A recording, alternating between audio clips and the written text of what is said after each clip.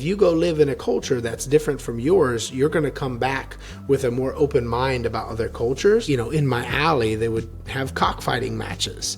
And, that was the inspiration for my first viral video. There's 100,000 foreigners that live in Vietnam, but most of them never take the time to learn the language. I remember talking to somebody and I said, I think I'm going to stay here. I don't think I'm going to go back home for the long term, not another year, but I think I'm going to stay here forever. I realized okay, if I can get through this, the rest should be easy. Everyone in Vietnam is going to know who I am. It may be a good thing, it may be a bad thing, but I'm going to do some extreme videos where everyone's going to know who I am. What's the difference between interacting with Vietnamese people in Vietnam and in the States in terms of how they react to you and how they communicate with you? Good question.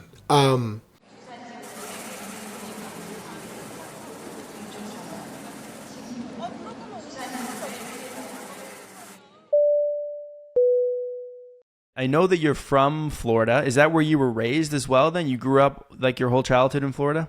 Yes, sir. So the way it started is, grew up in Central Florida, went to University of Central Florida, which is right in Orlando, stayed in Orlando another 5 years, and then somebody had the idea of teaching abroad, and I'd never left the country, and I liked my job. I was bartending at the time and worked my way up from checking IDs at the door to bar backing to bartending, and I finally got there, and I said, I don't want to give this up, and go teach English in the jungle in Asia. Are you crazy? Because I heard stories about people that were teaching in, just huts outside, in Cambodia and things like that. I was like, I'm going to give this up to do that? I don't know, man. And then eventually did it and never looked back. So who was the one trying to convince you to do that trip when you didn't want to? Well, I had this wiser guy. I say wise because he is well-traveled himself, and he used to hang out at my bar.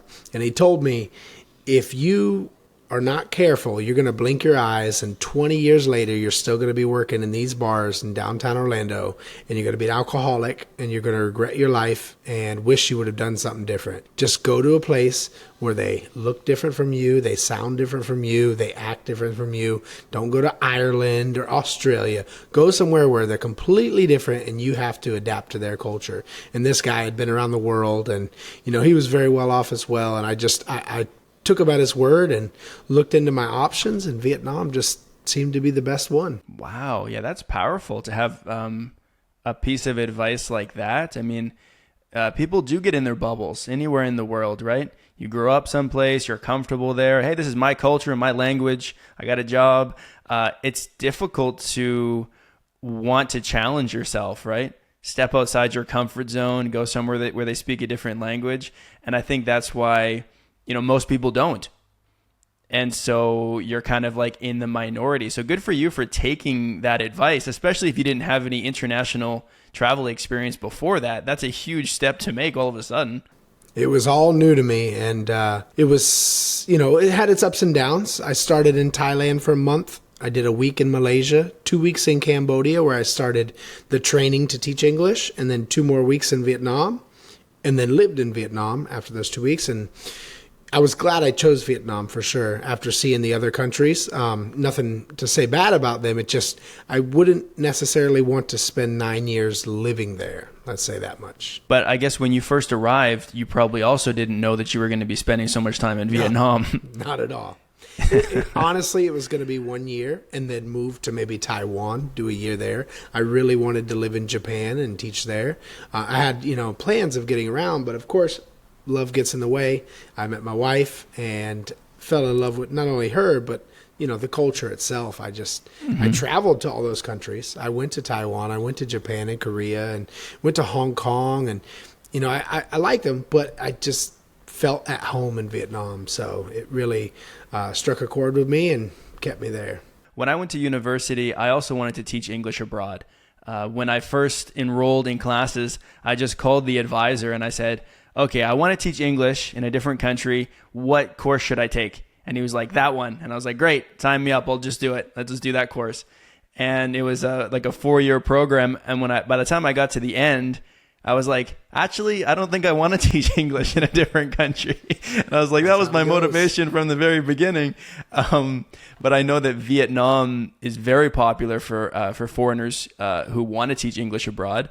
Was there something in particular that kind of drew your attention at the beginning? Well, it has a good mix. So, for example, like following the advice of the gentleman that we talked about earlier, you want to go to a place that it's not exactly easy to where everyone can live there.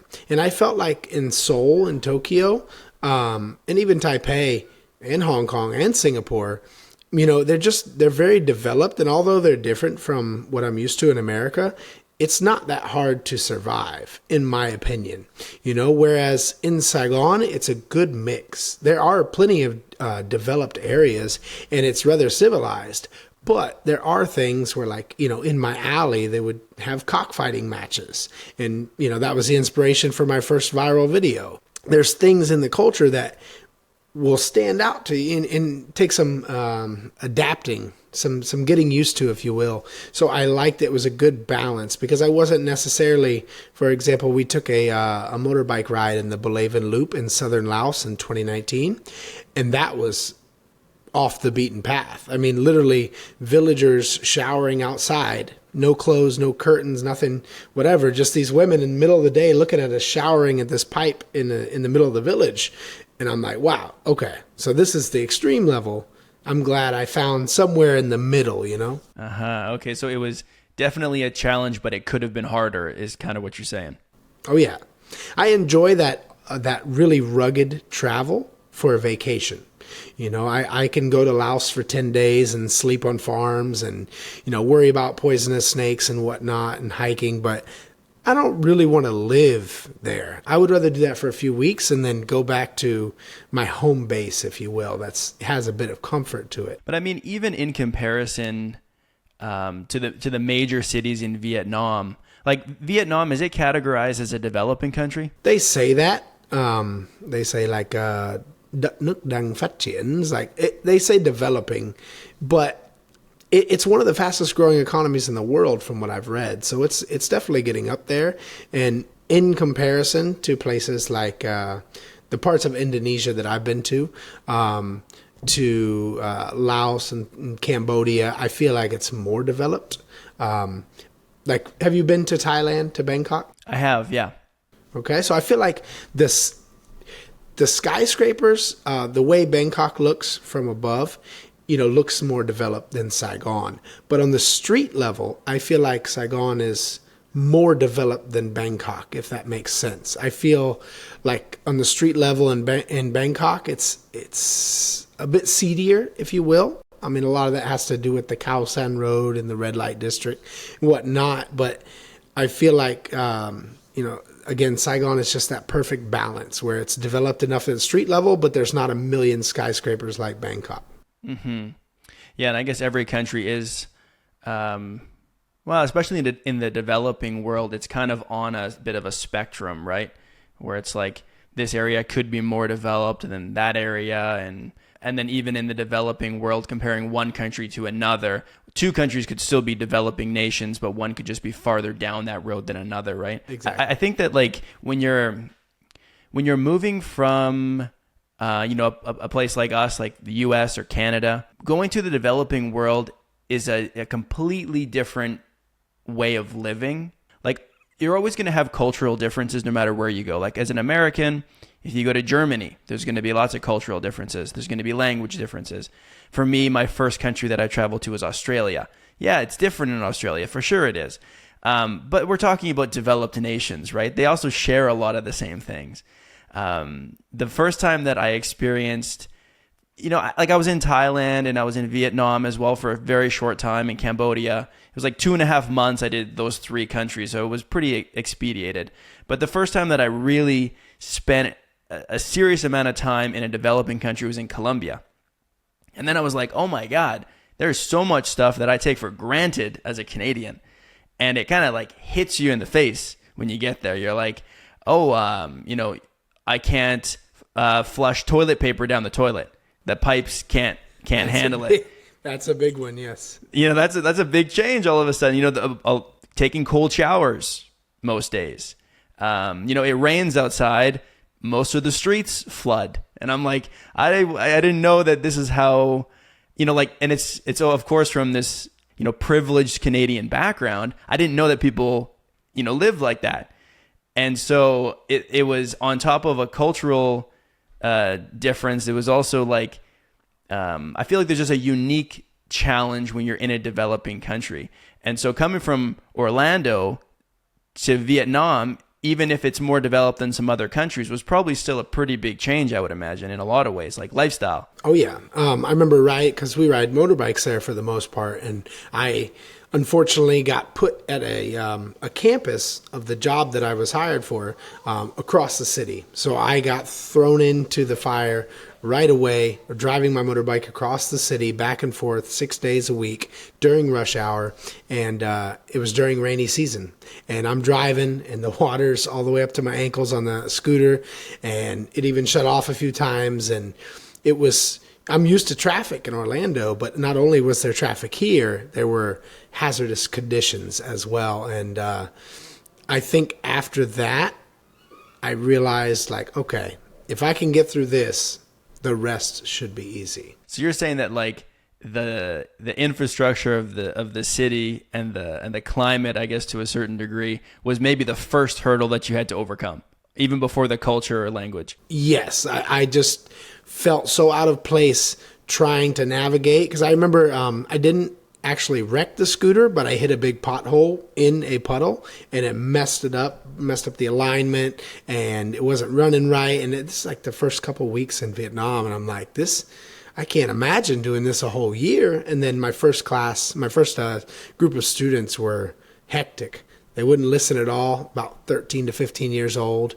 And I was like, I don't know how long I could do this teaching thing. But, as with anything, you need to keep going forward and, keep trying, if you will, as cliche as that is. And I actually ended up winning that class over. They were one of my favorite classes in the end.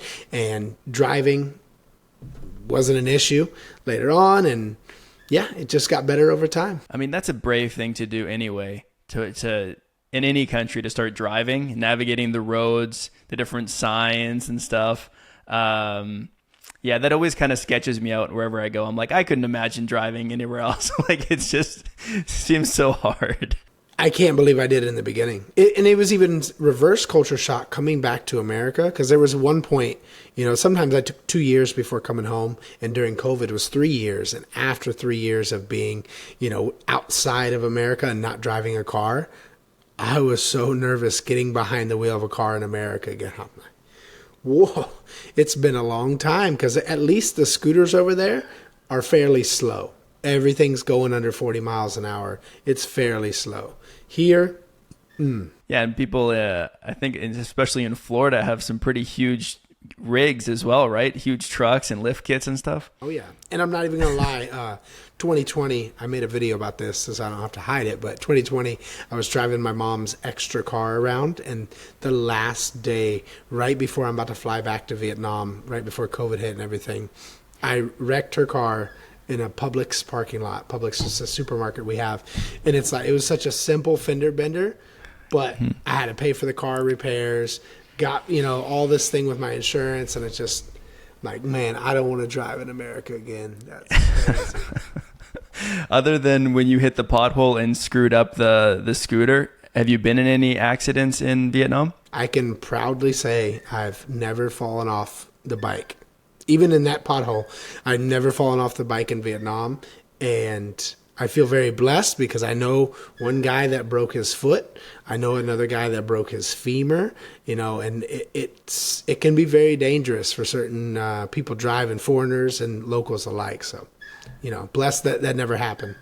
I think it was when I was in Thailand, I saw a lot of people, especially foreigners, that would have those huge burns on the inside of their legs. Yeah, from the exhaust pipe. We actually drove by chalk outlines my first week abroad in Thailand. We had friends that lived there that were showing us around.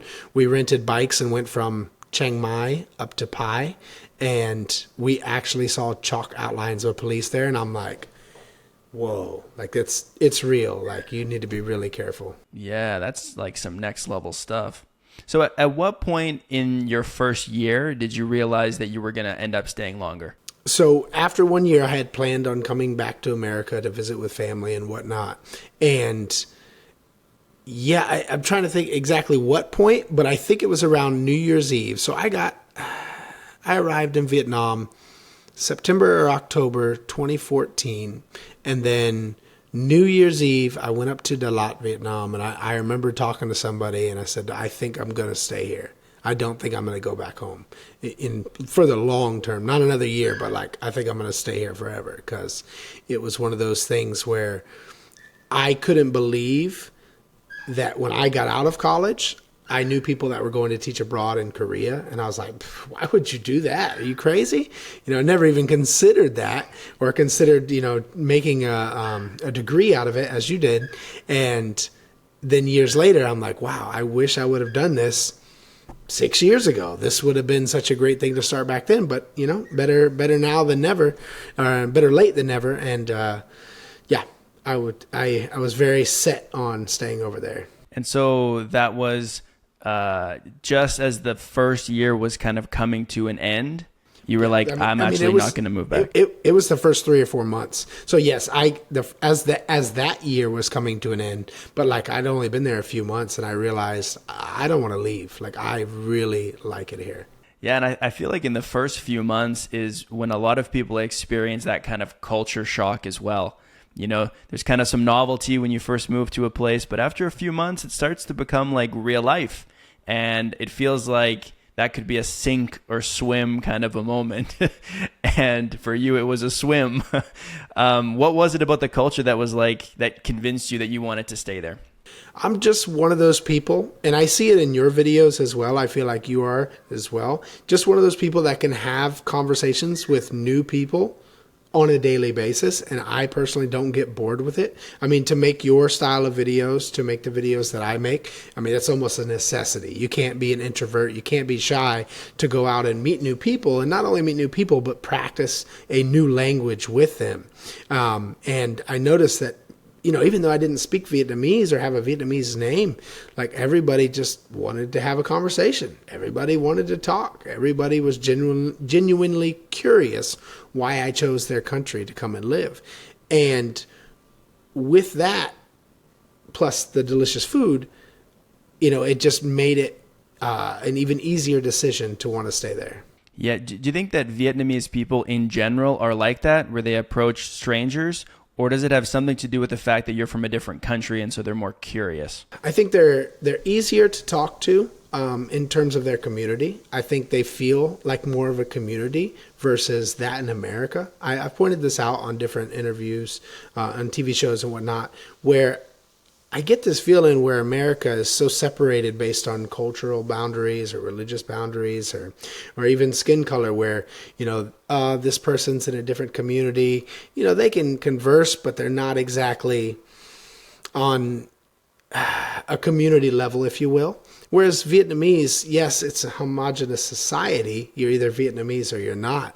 But I really admired like how close the community was, where if a kid is lost and in trouble, not saying they wouldn't help him in America or her in America, but in Vietnam, it's almost like it's their duty as the community to help them. So I think not only are they closer together with other Vietnamese, but they're genuinely curious to come up to someone like me and ask why I'm there, what I'm doing, even ask how much I make a month. Whereas like in America, like I see someone from the Middle East or from Africa or South America and go, "Oh, welcome to my country. What are you doing in my country?" Like, you know what I mean? Like, we just don't do that here as much, or in that sense, if you will. Yeah, I guess one of the differences as well is that here in North America, we have very diverse environments. And so if you were curious about where every single person was from, you'd be having a lot of conversations every day, right? I can go on the bus here in Vancouver and there could probably be, 10 different nationalities. And I love that. And I do enjoy talking to those people, and, learning like, hey, where are you from? What languages do you speak? What food do you eat? I love those conversations. That was kind of the precursor in some ways to this podcast, was me just talking to people that, that I would meet, friends of friends, or, people that, working at restaurants or whoever, might be. But yeah, you're right. Most people don't do that. Like, we're not stopping people in the street and being like, "Oh my gosh, you're not from here? That's crazy." But now my philosophy has personally changed so much from doing what I've done, where I feel like, for example, I met people from Israel, South Korea, Singapore, Vietnam. Those countries come to mind first, but where they're required to do military service if they're male in their country, right? And although I do think there are some positives to that, I think it's even more important for somewhere like America or maybe even Canada to incentivize people after college or after becoming an adult to go live somewhere for a few months. Not saying it should be subsidized per se, but incentivized, where you get a tax break or something like that, where, hey, if you go live in a culture that's different from yours, you're going to come back with a more open mind about other cultures, more respect for other cultures, and maybe even a genuine curiosity for their food and their way of doing things. Like now, every time I see a different country's restaurant in America when I'm here, I'm like, oh, I want to try that. Like, I'm more interested to try other cultures, whereas before it's like, I didn't even realize that I was living right next to Little Saigon in Orlando. I lived in Orlando for 10 years. 5 of those years when I lived in downtown, I was right in the middle of Little Saigon.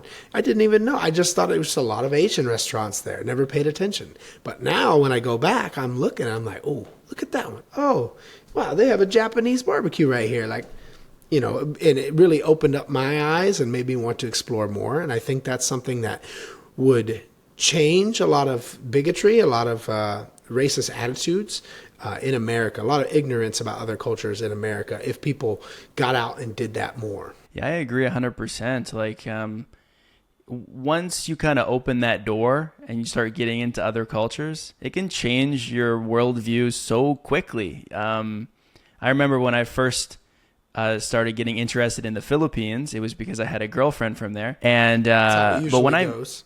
It's a convenient way to get started for sure.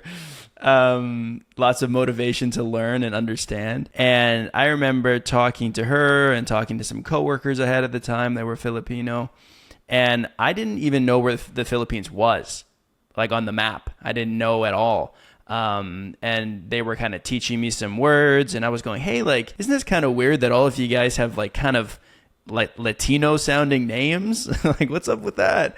And then I was like, oh, that, the Philippines used to be a colony of Spain. And I start going down that road, and, skip ahead, probably 9 years now. And, my full-time job is making content for about the Philippines and speaking the language. And it's like, wow, in 9 years, my whole worldview is different. Mm-hmm. So we're pretty much on the same timeline because, coming up on 10 years ago, I moved to Vietnam. So yeah, I guess it's very similar. The difference for me though is that I started learning the language 9 years ago, but I didn't go to the Philippines until this year for the very first time. You just recently went. I saw your videos. You just went for the first time, right?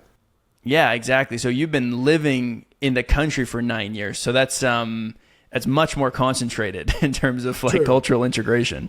But then giving you more props because you were able to learn the language outside the country, whereas I don't know if I would have been able to learn it if I wasn't immersed in it on a day-to-day basis. Like, no matter where I'm at, in Vietnam, obviously I'm immersed, but I live with my Vietnamese family in Vietnam. I live with the other half when I'm here, and also help out in their nail salon. So there's not a single part of the day, no matter what country that I'm in, that I'm not hearing Vietnamese and around it. And that's the cool thing, is that you can create that environment in different countries. I was never in the Philippines to learn the language, but in a lot of ways I did kind of have an immersion experience because I was dating someone from the Philippines. I was working at a place that had a lot of Filipino employees.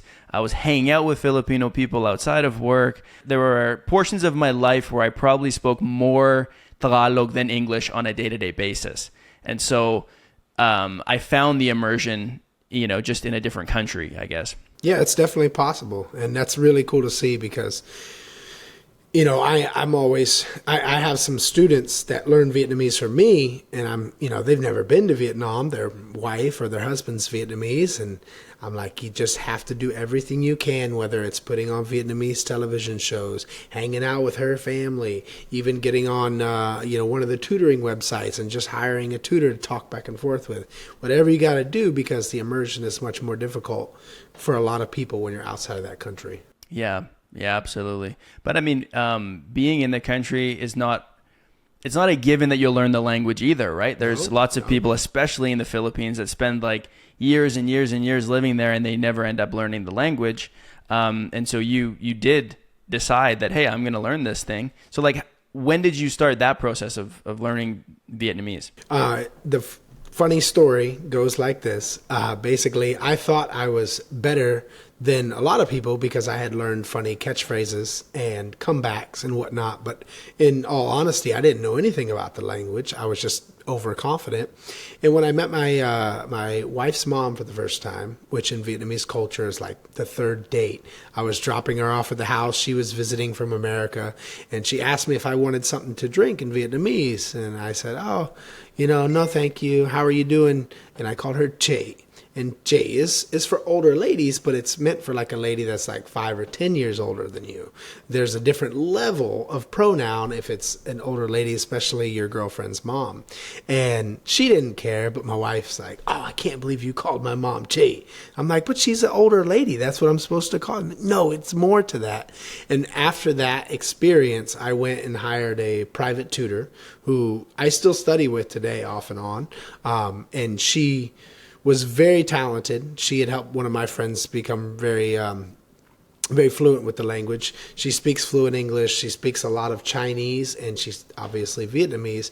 And Vietnamese has a lot of root words that come from Chinese.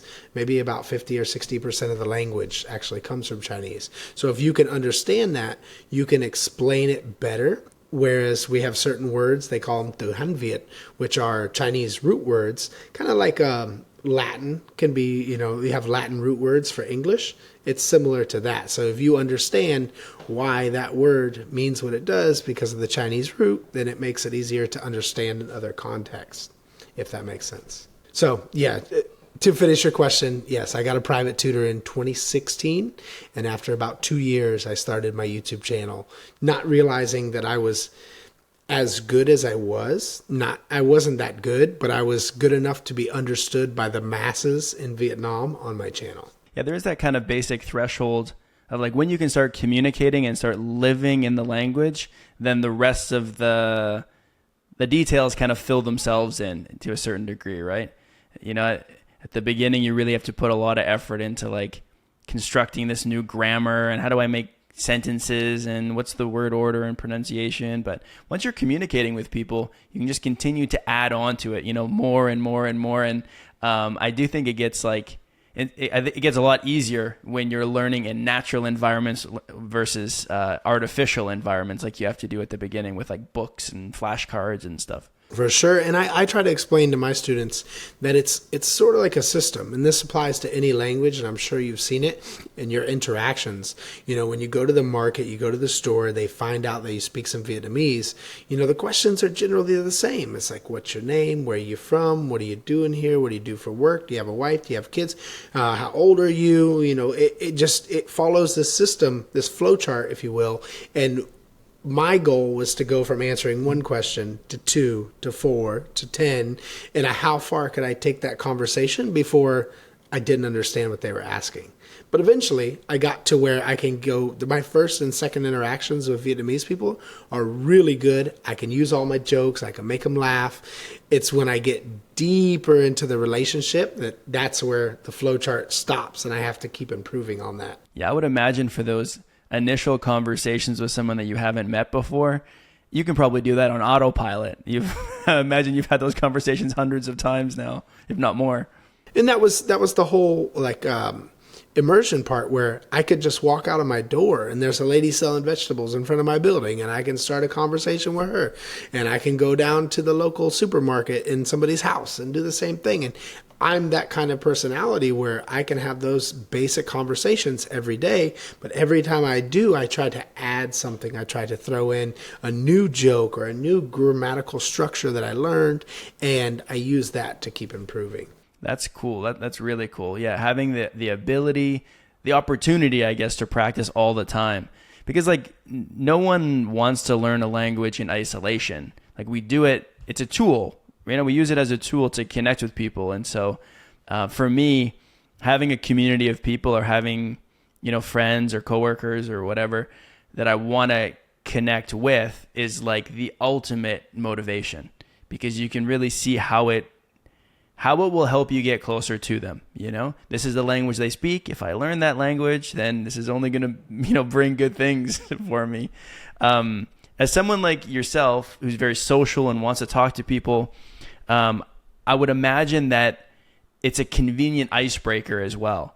Of like, if I just strike up a conversation with you, you know, as a Vietnamese person, you're probably going to have a few questions for me. You know, like, where are you from? And how long have you been learning Vietnamese? Do you ever get tired of it telling the same story over and over, though? No, I personally, I don't. And maybe in 5 or 10 years I will. But at this point, not yet. It's actually refreshing when someone hasn't heard of me or seen my videos. You know, I love that people follow and, you know, see me. I went to Jackson, Mississippi on my way down to Louisiana last year. And I find a Vietnamese restaurant, I go in, and as soon as I walk in the door, the guy's like, "Hey, I've seen you on Facebook." I'm like, "Oh, what's up, man?" Have a nice conversation, whatever. But then I was down visiting my family in Florida, as we talked before, right before the last hurricane. And when I drove up, I went to North Carolina, and I went to this banh mi place that my wife saw on TikTok. And I go in there, and my wife's like, "You go ahead and order in Vietnamese." And the owner's there, and I'm just, you know, telling him I want 12 of this, I want this, and how about this? How's the flavor on this? And luckily I got it on tape, but he's like, "Man, your accent's pretty good, man. Where'd you learn all that from?" And it was cool because he had no idea who I was. So that's actually more fun now, because I see, like, you know, with yours, you get to meet a lot of people, and I'm sure you meet people that have seen your stuff, but I'm sure you get a lot of new interactions as well. And to me, that's more entertaining. That's more fun, because it's like, they're like, "Wow, I've never met a foreigner that speaks my language before," you know? Mm-hmm. It's like genuine surprise. I give this example, not to cut you off, but like, let's say Spanish, you know? You go down to Mexico or Colombia, they've met thousands of gringos that speak Spanish, you know what I mean, and speak it perfectly and fluently. But when it comes to the Philippines or Vietnam, the number of foreigners that they've seen speak it at the level that I'm sure you're pretty good at Tagalog, and I'm, you know, decent at Vietnamese, the number is very limited. So it's more impressive versus Spanish or French or, you know, even Chinese these days, you know? Absolutely. Yeah, it's just so rare. And for a lot of those people, it might be the first time they've ever met a foreigner who speaks Vietnamese, right? Earlier on in my other channel where I make Filipino content, I started on Ome TV and Omegle, you know, Yes. kind of surprising people on there. I saw that. And sometimes people would ask me, because I speak other languages too, right? Like my girlfriend's from Colombia and we speak Spanish, and I know some German. I did an exchange in Germany and I speak some German. And people would ask me like, "Oh, why don't you do the Omegle videos in those languages? Why do you only do it in Tagalog?" And I'm like, well, nobody cares that I speak the other languages. You know what I mean? I mean, you honestly could pass as someone from a Spanish-speaking country, you know? You could pass as someone from Germany. Like, nobody really cares, because it's like, okay, cool. Yeah, sweet. You speak 2 languages. People in Europe speak 5. Like there's a reason that you don't see YouTube. If you want to, you know, look at like kind of the YouTube clickbait culture, you don't see any titles that are like "white guy speaks German," because it's like, well, yeah, of course he does.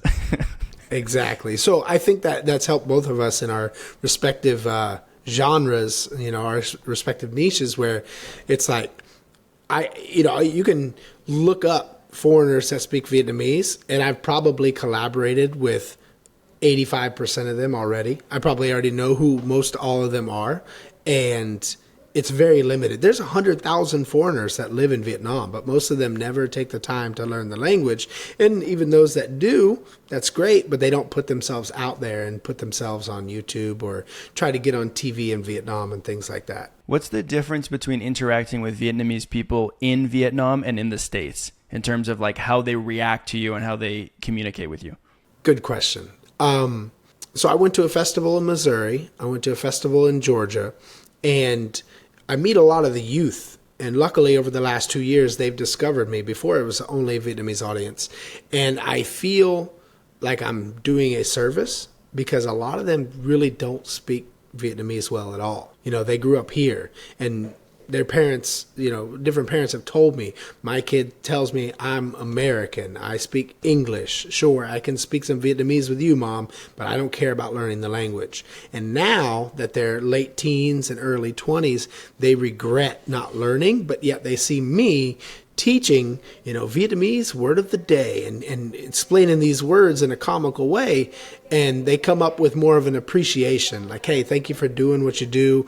You know, I'm actually learning words on your channel. Whereas in Vietnam, it's like, oh, we're so happy that you share our culture with the world. You share the positive things of Vietnam. So yeah, I think it's more of a thanks for sharing the culture in Vietnam. And then outside of Vietnam is like, hey, thanks for teaching Vietnamese to us, you know, like we're not fluent. We were born here. We've never been to Vietnam, but it's great to see if you can do it, then we know that we can do it. It's amazing how quickly a culture or a language can disappear as well if you're not using it. And I feel bad for, you know, immigrant families that are struggling to try to maintain their heritage at home. That's hard, you know, when your kids are maybe born and raised in the U.S. or Canada. They would go to school. All of their friends speak English. They're watching American movies. In school, yeah. Yeah. Like it's not, when we're kids, it's like a survival thing. We just want to fit in. We're not thinking about like, oh, I should actually learn Vietnamese because this is going to help me in the future. Like kids don't think like that, right? And so it really comes down to what their parents do. And, you know, that's a lot of pressure, you know, especially if they're working, they're providing for the family. It can be hard to prioritize the culture. Yeah. And in my case, you know, as I mentioned, part of learning Vietnamese was to be able to communicate with my wife's family. You know, I couldn't imagine, even if I didn't live with them, but, you know, especially living with them, I couldn't imagine a life where every time I sit down with my in-laws, it's like, oh, xin chào, hello, okay, cảm ơn, thank you, and that's it. It's like you could never connect with them if they don't speak English. So to me, it was important to learn in order to connect with them. And I hear that from Vietnamese here where they're like, man, I have a grandma in Vietnam. I have aunts and uncles and cousins in Vietnam, and I can't even talk to them because I don't speak Vietnamese and they don't speak English. So I think it comes out of a necessity where, you know, we need to learn it for different reasons. You know, your motivation in the beginning was your Filipino girlfriend. Like you wanted to learn for her. Now maybe you learn Spanish for your Colombian girlfriend currently. So, you know, it comes out of a need for having to learn it. Yeah. We all have different motivations. Because like at the end of the day, learning a language, even as an adult, is not a complicated process. You just start learning the language and you don't stop. If you really want to break it down, that's how you're going to learn a language. Yeah, there are different methods, and yeah, you can do this and you can do that, and what should I prioritize, and what's the best way to improve my listening comprehension. But if you have enough motivation, you'll make it happen.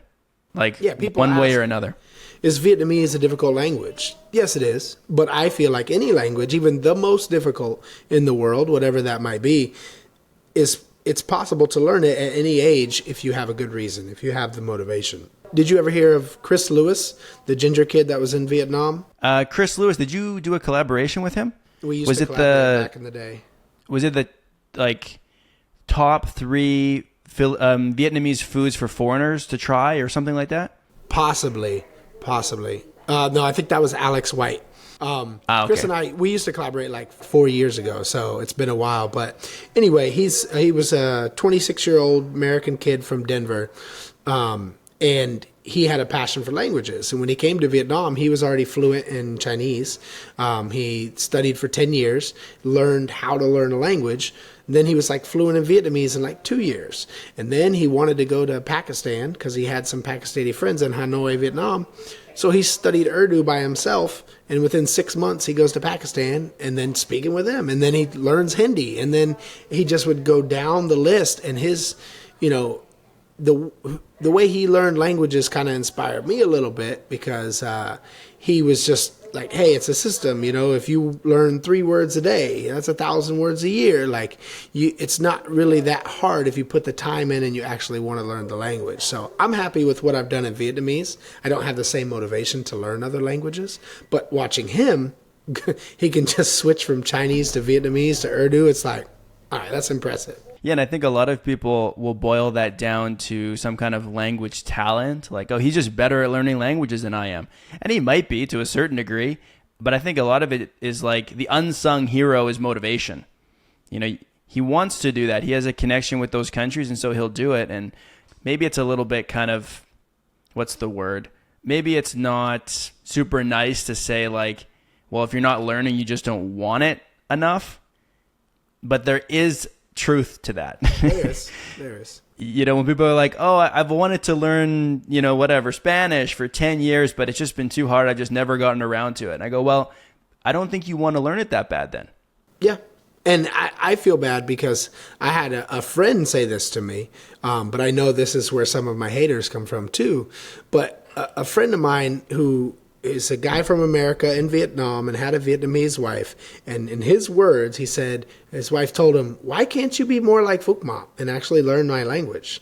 And to hear that as a man from your wife, and your wife's like, why can't you be like this guy in whatever realm? That would really upset me too. So, like you said, it's not nice to say it as bluntly as that, but it's true. You don't want to learn it that much, or else you would just learn it. Yeah.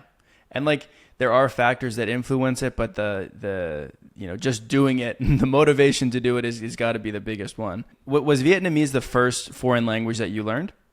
No, I was actually minoring in Spanish in university. I did the IB program. I don't know if you're familiar with that. It's called International Baccalaureate. But basically, we have AP in high schools in America, advanced placement, and IB was the international version of that. So we were literally like in separate classes. You know, there was like probably 200 kids in my senior class that, well, all through 9th through 12th grade, but we were in our own program. And then you have to do intensive study. You have to have a foreign language. You have to have a science. You have to have a sixth area. It was basically college courses in high school.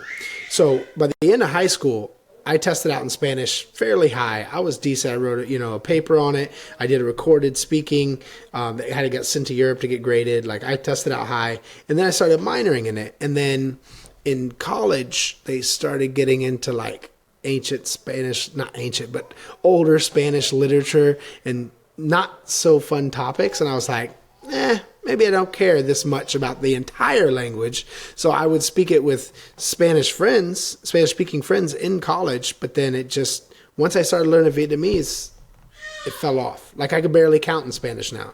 You know, I'll recognize words. I'll see verbs and things that I recognize, you know, but it just went away. You know, it's like, don't use it, so you lose it. Yeah. Your brain kind of prioritizes the information that it needs, right? And it's like, oh, you're not speaking this? Then it's just gone. Sometimes I feel that way with my German too. Like I struggle to communicate in German now after studying it for like several years and, you know, doing an exchange in Germany, but I don't use it. I don't have anyone to speak with. So, you know, it goes away.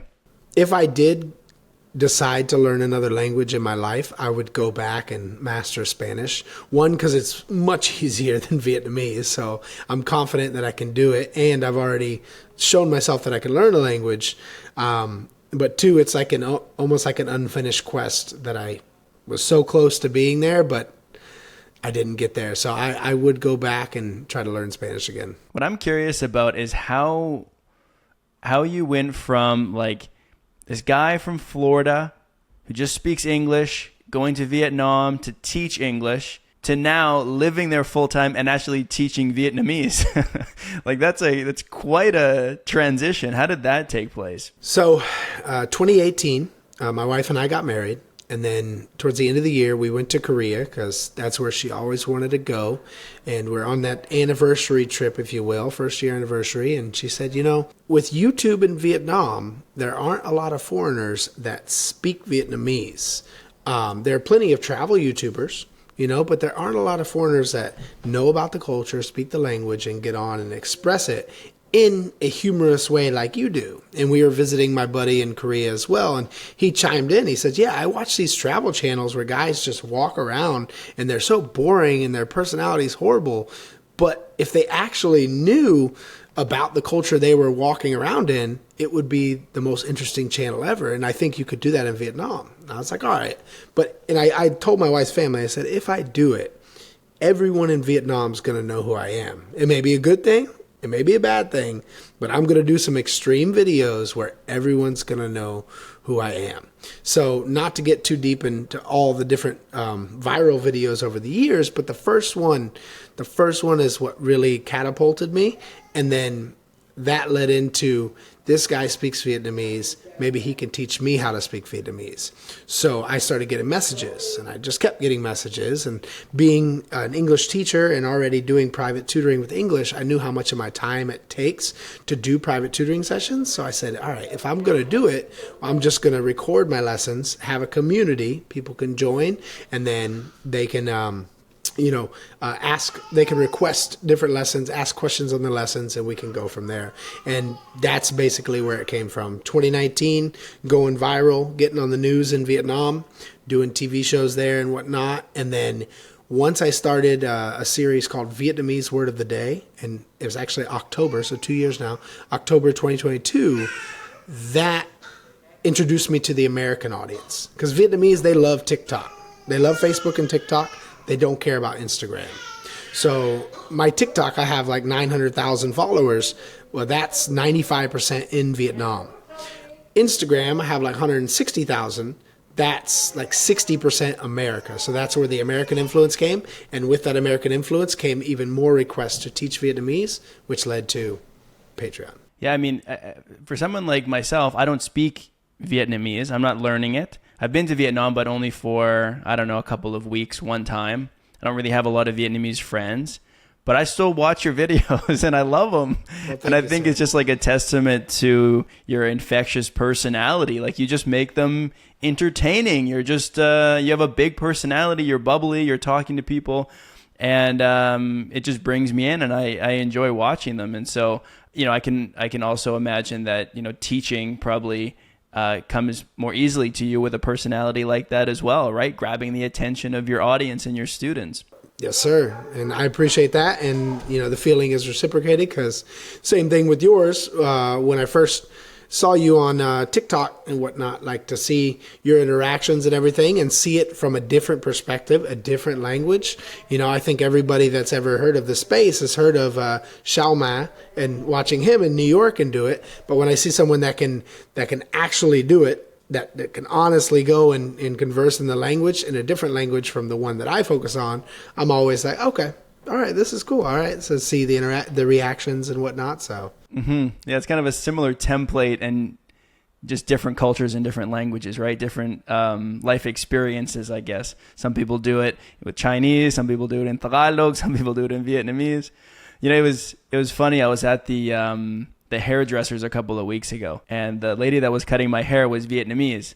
And we were just like making some small talk, and she was like, "Oh, what do you do for a living? And what's your job?" And I was explaining about my YouTube channel, and she was like, "Well, what kind of videos do you make?" And I don't know, I don't know how you feel about this, but I find that a very hard question to answer because it's so niche. And if you're not Filipino, I'm like, I don't know what you would even call this. Like, I make videos for Filipino people, but it's just hard to explain. And so I said, "Well, you're Vietnamese." I was like, "Do you know Phúc Mập?"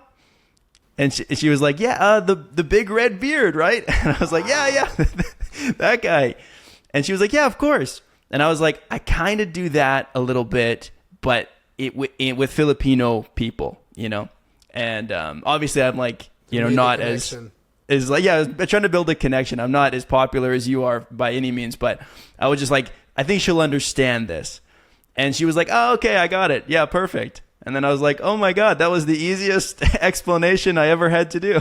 I appreciate the dropping the name and connecting with that, because, I'm happy to hear when there's people outside of Vietnam that have actually watched my stuff. So thank you. And yes, I think, that's what makes us unique, is that there aren't many people, and I covered this already, but there aren't many people. How many other foreigners have you seen doing what you do with your, your chosen language? Yeah, very few, very few. Yeah, so it'll be the same thing where I could drop your name if I have, a lot of my physical therapists in the past have been Filipino. So be like, oh, like Jared does, where he goes around and speaks Tagalog with everybody. Like, oh, yeah, I know him. So yeah, I like that connection there. Yeah, it's kind of like an immediate reference point. I'm surprised to hear it's a hairdresser, because the nail industry is run by Vietnamese. So here in the hairdresser, that's my hobby, is, and most of the time I don't film it anymore, because I feel almost bad walking in and just ambushing a nail salon with a camera on my chest, but I love just going into nail salons and say, hey, what's up? And then they look, and then you see from the pedicures, they'll lean back and they'll look, here's some Vietnamese, and then I just start rambling, and that's like a hobby of mine. Yeah, it's always so unexpected. I mean, this hair salon, coincidentally, if I'm not mistaken, is next door to a nail salon. They're connected. They share a wall. So maybe there's some of our nail techs here in Kentucky cut hair too. So I mean, it just, you're in the beauty industry. You're in the beauty industry.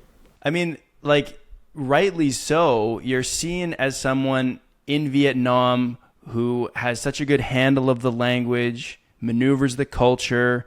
I'm always impressed with all the stuff about the food. The spices and the herbs, and then this bread and that bread and this vegetable. And I'm like, wow, I don't know if I have that deep of an appreciation for food even in English. But I'm always like, there's levels and levels and levels to your knowledge in the Philippines, in Vietnam. But when you first got there, what were some of the things that really held you back at the beginning? Did you experience a lot of culture shock? Thinking back nine years ago, where all of this began, was that a difficult process for you? Yeah, the TESOL program, teaching, well, you're familiar with TESOL, but teaching English as a secondary or other language, it included a 2-week course in Vietnamese, a crash course, if you will. And I remember sitting there just scratching my head. I'm like, I will never be good at this language. This is ridiculous. There's no way. So I'm just going to learn funny comebacks. One of the first things I learned how to say was Dep Chai, which is handsome. Oh, Toy Dep Chai, I'm handsome. And I would just have these little quirky comebacks that I would use, and I thought I was so funny. But, later on, as I actually would record some of these, and I look back and it's like, wow, I was overconfident. I was just dropping phrases here and there. And even my videos in 2019, I'm like, dang, my Vietnamese was, it was something else. Luckily it's better. And I'm still not fluent, but I will share with you, my wife, she gave me some really good advice in the beginning. I kept getting messages. They're like, you sound like a child learning Vietnamese. You just speak very like a child. And I was like, really? I sound like a kid? I sound like a baby learning this language. And my wife said, here's the thing. The foreigners that have gone on YouTube before you, they're very fluent. And people are impressed at first and they like it. But then they get bored with it and those people fall off. But you speak Vietnamese very weird. You have this just American voice, but knowing a ton of Vietnamese. So don't change that. My wife literally told me, she said, do not change that, because if you sound like a Vietnamese person, people are going to get bored, they're going to tune out, and they're going to find the next fluent foreigner. But if you keep that, you are that unique foreigner who speaks Vietnamese in such a weird way. And that's just what I've done, where I sound like a weirdo when I speak Vietnamese. I will happily admit that, and I just have improved my vocabulary and grammar over time. Well, I don't think you sound like a weirdo. I mean, I don't speak any Vietnamese, so it doesn't mean anything coming from me. But I love the sounds in Vietnamese, and from with my Canadian ears, it really sounds like you're nailing them. Did you watch that super viral TikTok of that girl teaching like how to count in Vietnamese with like a beat in the background? Rapping, right? She was like rapping the whole thing. Yeah. I follow her on Instagram. Actually, just saw a post of hers yesterday. Yeah. Yeah, that was such a cool video. After I watched that, I was like, wow, I got to get on Phúc Mập Patreon and start learning this. This sounds cool. And that's a good example of a viral video. Like, let me ask you, Jared, what's your most viral video in all your platforms? What's the most viral video you've ever made? The most viewed video I ever made, I collaborated with Jubilee, and they did a video that was 6 Filipinos and 1 fake Filipino. And they've done that with other like ethnicities as well. They did one like Xiaoma did one with a group of Asian people. Saw that one, yeah, that was like 6. I think it's 5 or 6. 5 Asians and 1 fake Asian was his episode. There was another one that was like a guy that wasn't Indian, I think pretending to be Indian or something like that. Anyway, the one that I did was all Filipino. And so they were all blindfolded, and I had to pretend to be Filipino, and they would guess and try to find who the rat was or whatever, the imposter, and then vote them out. And I made a video where I reacted to that. So I was just watching the video back from my perspective, and I put it on Instagram and TikTok, and I think that's the most viewed video. I think I got like 12 million views or something like that. Nice. Yeah. So I asked that because it's like, you speak on the girl rapping in Vietnamese, and every year since I started, I've managed to have some kind of virality. There's been 1, if not 2, of just ridiculously viral videos. And looking at her doing that, like, I have to try to concoct next year's. This year I did a statue video where I was walking with a buddy on Nguyen Hue, which is the pedestrian walking street in the city center of Saigon. And there's these mime statues that paint themselves silver that just stand here. They don't move. They're always Vietnamese guys. They stand on boxes, and they're there every night. And my buddy, who, by the way, is like a renowned author, retired millionaire living in Vietnam, very smart guy, Michael Colville. But he said, man, how funny would it be if you, with that red beard, got on that box and you painted yourself and you stood up there? And believe it or not, within 10 minutes, this other street performer came up and asked me for a picture. And then he's like, hey, let me get your number. So I said, sure. And he opens his phone. It turns out he does that as well. And I said, hey, I see you do the statue thing. I want to do that. If you set me up to do that, all the money I get, I will give to you guys. I don't want any money. I just want to make a video. And he's like, yeah, just tell me when. So I did a video where I was looking for a new job in Vietnam, and they painted me and whatnot, and it turned out to be super viral. But now it's like, how do we recreate that as we get more into this process? Like, how do you recreate your reaction video? What else could you react to be viral with? And what else can I do that I haven't already done to reach that virality next year? Yeah, it's like an ever evolving process.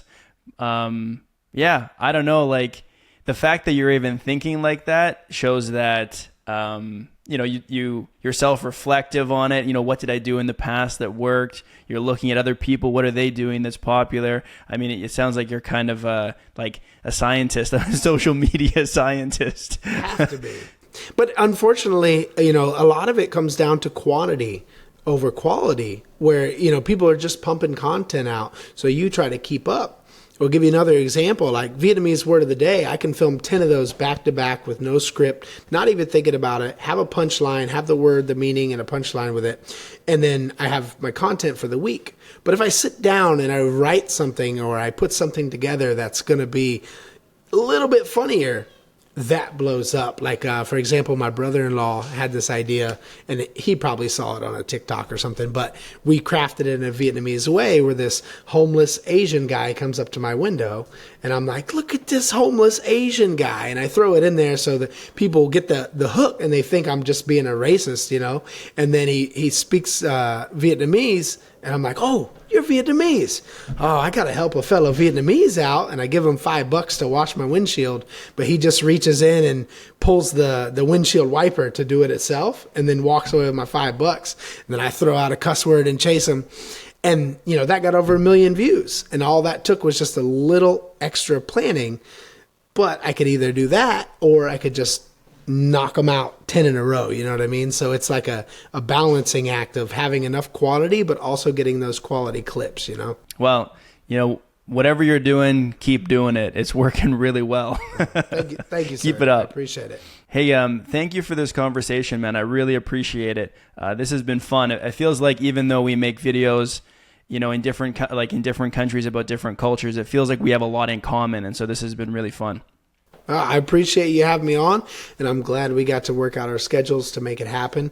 I'm always happy to collaborate with people that are doing what I do. I would tell my YouTube friends, we used to do a lot of collaborations in the beginning, and I said, look, like we're all working at the same job. It could be for TikTok, YouTube, whatever, but we're all working at the same job, and we all enjoy our job. So why not collaborate with other people that do your job and enjoy it, and then we can all have fun together. Absolutely. Yeah. I feel like if making content full time, if you don't collaborate with other people, it can get kind of lonely. You know, you work alone a lot. And so I love collaborating with people, like-minded individuals, kind of having that community, you know, building a community. I love that. And so I appreciate that you said that as well. Let people know how they can find you online and watch your content if they haven't already. All right, guys. So my name is Phúc Mập in Vietnam, and I know that can sound a bit weird, but it's PHUCMAP and then vlog at the end. So Phúc Mập vlog. If you type that into any social media, you'll see whatever I create for that. It's Vietnamese lessons on TikTok and Instagram. It's longer vlogs on YouTube and shorter vlogs on Facebook. Beautiful, beautiful. Thank you so much, man. I really appreciate this.